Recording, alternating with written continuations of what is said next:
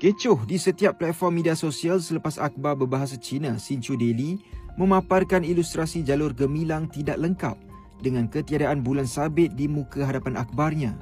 Pada Rabu, syarikat akhbar itu dalam kenyataan membuat permohonan maaf atas kesilapan tersebut dan berkata perkara itu berlaku disebabkan kesilapan teknikal yang tidak disengajakan. Mereka akui amat kesal dan kecewa dengan kesilapan tersebut dan memohon jutaan maaf kepada semua rakyat Malaysia. Untuk itu, binaan segera telah dilakukan kepada ilustrasi versi digital dan ilustrasi yang dipindah dan disempurnakan diterbitkan semula hari ini dalam versi cetak akhbar tersebut. Pada Selasa, tular gambar muka hadapan akhbar Xinchu Daily yang memaparkan jalur gemilang dikibarkan bersama bendera China sempena lawatan rasmi Presiden Xi Jinping.